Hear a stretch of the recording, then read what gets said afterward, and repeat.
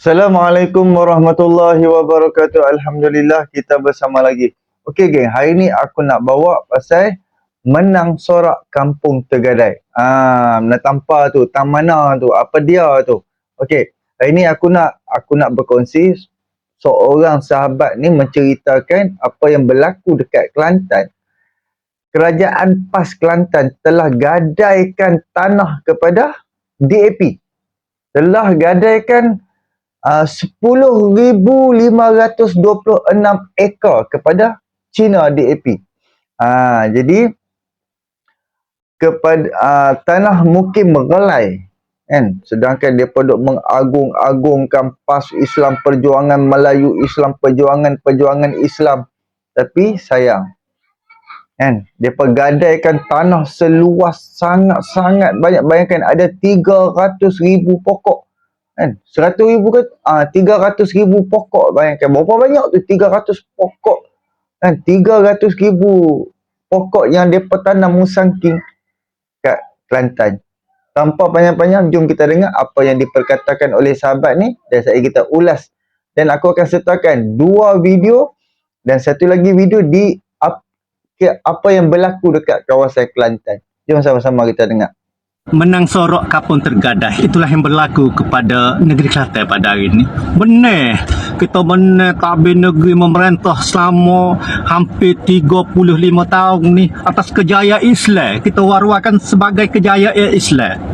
Tapi apa berlaku kepada tanah air negeri Kelantan ni, kepada tanah-tanah negeri Kelantan ni? Apa yang berlaku?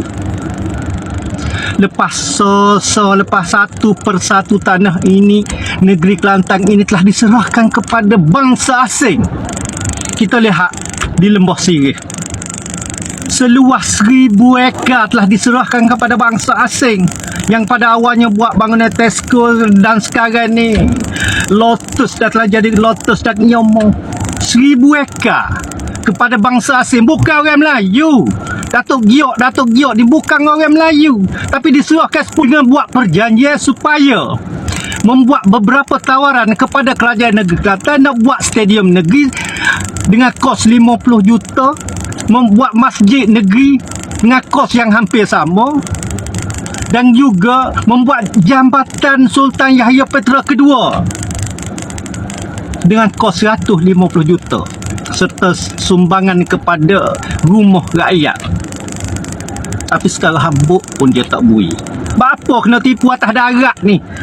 Adakah perjanjian ni berat sebelah, atau kebodohan kerajaan negeri buat perjanjian dengan Liechtenstein Deco menyebabkan 1,000 ekar diberi kepada Liechtenstein Deco, sengkurak pun kerajaan negeri tak dapat sebagai hasil negeri. Tak tahulah demo pelek lagu mana. Adakah demo sengaja membuat kesilapan pada perjanjian itu supaya kerajaan negeri kerugian apa yang dijanjikan, apa yang ditawarkan oleh Liechtenstein Deco tu? Sengaja membuat perjanjian. Takkanlah kerajaan negeri Kelantan ni tak ada juru ukur bertauliah. PTG tak reti nak ukur tanah seluas 1,000 ekarnya. Sekarang ni Google Map pun dah dapat dah keluasan 1,000 ekar yang diberi kepada Liechtenstein Deco ni. Tapi kebodohan kepada perjanjian kah, atau kerajaan negeri atau esko atau pentadbir negeri Kelantan memperbodohkan rakyat, beri tanah free kepada bangsa asing? Tidak, dengan kerajaan negeri tak dapat sesing pun daripada apa yang ditawarkan oleh Liechtenstein Deco tu. Saya rasa ada kerja-kerja di sebalik semacam jana wibawa atau jana bawah meja ni. Duk rati amde UMNO dan DAP gapo UMNO telah menggadai aset negara kepada DAP. Tidak seperti kerajaan negeri Kelantan. Negeri Kelantan masa kerajaan bersama di negeri Perak tu menyerahkan kepada Datuk Seri Nizar Jamaluddin sebagai Menteri Besar Perak, sebagai pertukarannya gapo 10,526 ekar tanah di hutan Serimpang Relai, Mukim Relai, telah diserahkan kepada Ngeh Koham dengan Ngoh Komeng sebanyak 10,520 ekar. Tanah yang pernah diserahkan kepada Yayasan Islam Kelantan pada tahun 2000, September 2000, Tapi diarahkan supaya menyerahkan kepada upaya padu plantation milik Ngeh dan Ngoh bersaudara ni dengan bayaran sebanyak 1.4 juta sahaja. Bayaran dibuat kepada Yayasan Islam Negeri Kelantan tu. Tanah 10,000 ekar lebih dengan bayaran sejuta, 1.4 juta. Gapo hasil kau boleh kepada kerajaan Negeri Kelantan dan Yayasan Islam Kelantan 1.4 juta je dengan tanah 10,000 ekar lebih. Tanah digadai kepada bangsa asing bukan perkara baru jadi Negeri Kelantan. Jat jamai tokon tonggek lagi, jat jamai timber mine lagi 350,000 ekar telah diserahkan kepada timber mine syarikat Cina daripada Singapura. Kat kita lek bawah ni walaung tak boleh mikir kau tanah sepatutnya 10,000 ekar ni kalau beri sekat sore kepada rakyat negeri Kelantan boleh 10,000 orang dah menduduki tanah seluas seekar satu keluarga. 10,000 ni makna 10,000 keluarga. Kali dah kalau satu keluarga mempunyai 4 atau 5 orang, 50,000 orang dah boleh menduduki tanah yang seluas 10,000 ekar tu. Tapi dia beri supaya percuma, macam percuma. Lepas tu itulah duk ratik lah, duk kata lah kepada UMNO, AMDEC kita baik pun tidak melibatkan apa-apa kerugian. Tapi kamu baik dengan DAP, kamu serahkan segala aset yang ada di negeri Kelantan, hutan simpan negeri Kelantan, tanah rizak Melayu di negeri Kelantan ni kepada bangsa asing. Rakyat di bawah kamu perbodohkan. Kamu kata dok kita nak ke Islam dengan menyerahkan aset harta negeri kepada bangsa asing. Seperti berlaku Ladang Musaking diserah kepada Sindian Berhad. Okay, cuba hampa tengok. Itu baru kawasan dekat kawasan Tesco. Bayangkan yang 300,000 pokok Musang King. Orang Melayu tak boleh orang Kelantan tak reti tanam ke? Orang Kelantan tak reti semai ke, tanam ke? Kan? Kena bagi kat dekat Cina, lepas tu membangga-banggakan. Oh, kita tengok kita ada pelabur. Kan? Kita ada ni. Tapi bayangkan berapa besar tanah. Kan? Of course lah, tanah tu pun mungkin dia duduk situ di tanah tu 100 tahun, malah 200 kot. 200 tahun dia akan duduk dekat apa yang dibuat oleh kerajaan hari ini. Of course, beranak pinak lah. Kan? Pak mati turun ke anak pula handle. Kan? Kalau orang Melayu, okey lah. Kan? Kalau orang Kelantan sendiri, Alhamdulillah lah. Tapi sekarang ni, kan? China punya orang, mai buat dekat Kelantan ni. Tapi dia duk pejuang Islam lagi. Okey. Hak yang baru ni kan ada yang viral pasal Sindian.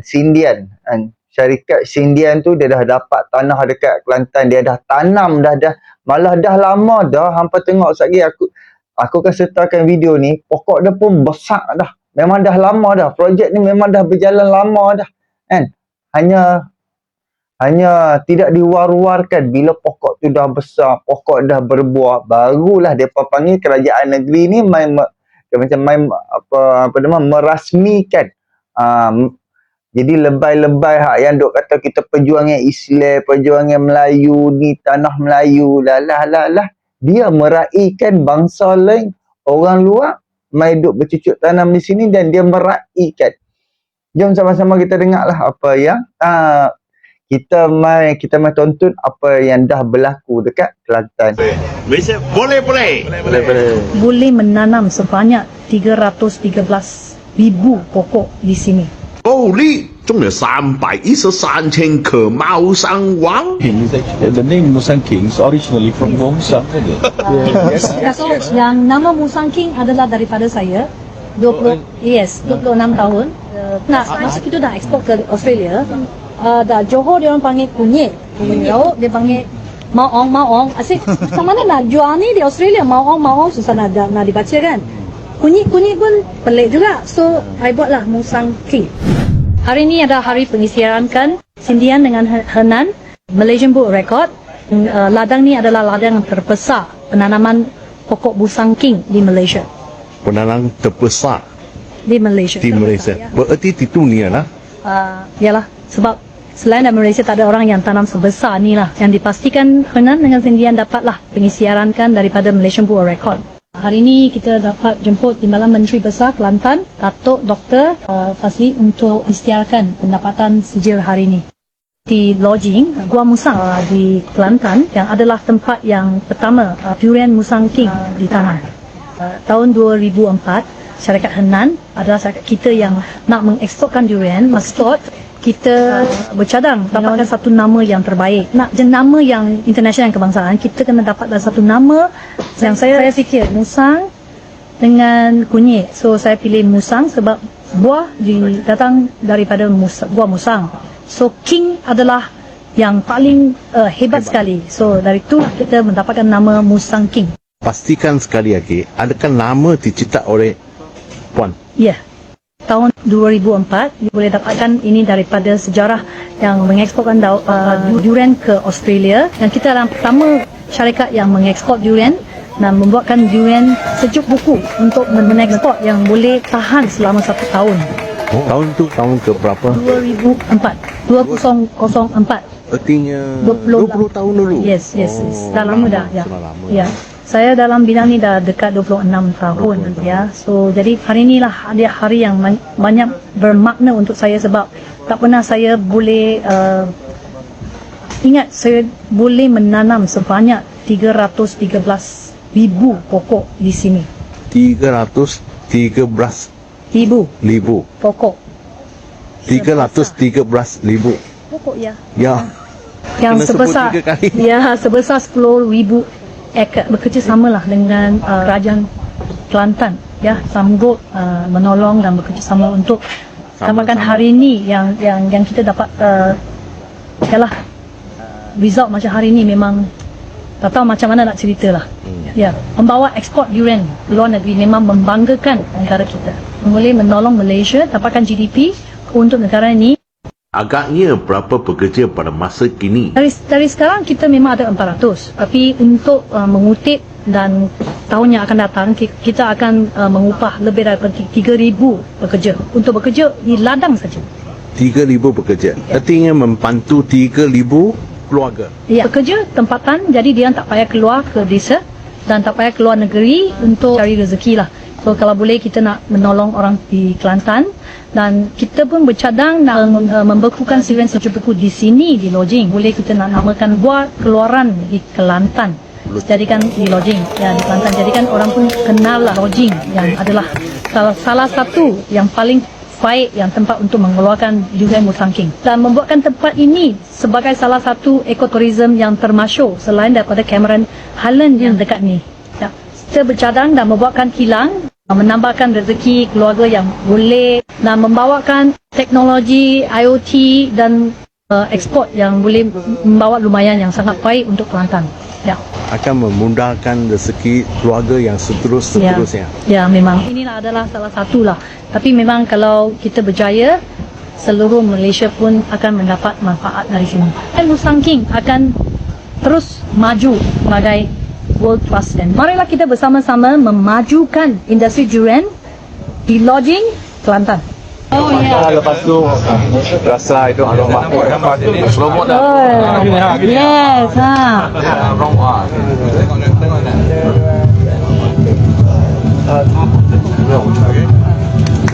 Sampai dunia ni semua tahu. Jom kita makan. Jom. Okey. Jadi tu.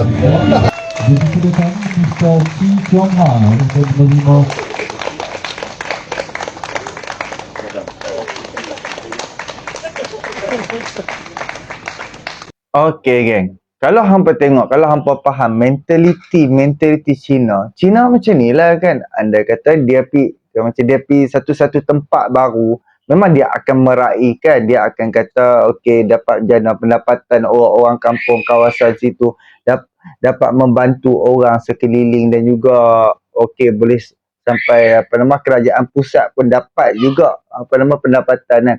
Tapi yang Cina ni okeylah satu bab kan, itu dia punya pelaburan. Tapi yang sekarang ni yang hipokritnya yang si PAS ni yang duk gunakan DAP Cina, kapi harbi boleh, kapi ni boleh tu, kapi ni boleh bunuh kapi tu. Ni yang hipokrit yang terlalu sangat ni. Andai kata dekat negeri dia buat boleh, negeri orang lain buat tak boleh. Kan duk membakar ni. Hak yang walau untik hak di bawah, hak di atas, hak yang presiden sampai ke bawah ni duduk bakar DAP. Last cuba hampa kira antara DAP ni, pengundi DAP, macam penyokong DAP ataupun Cina yang dapat kuasai di setiap negeri yang ada di dalam Malaysia ni, berapa besar sangat, berapa banyak sangat, bandingkan dengan apa yang PAS bagi kenikmatan kepada Cina DAP ni. Kan? Faham tak? Jadi itulah hipokrit. Tak hipokrit, bila dia langkah macam mai dekat negeri orang, negeri kita orang dah ambil dah. Padahal dia, cuba tengok negeri dia sendiri, dia bagi berapa besar. Kan? Bayangkan 300,000 pokok, berapa besar, babe.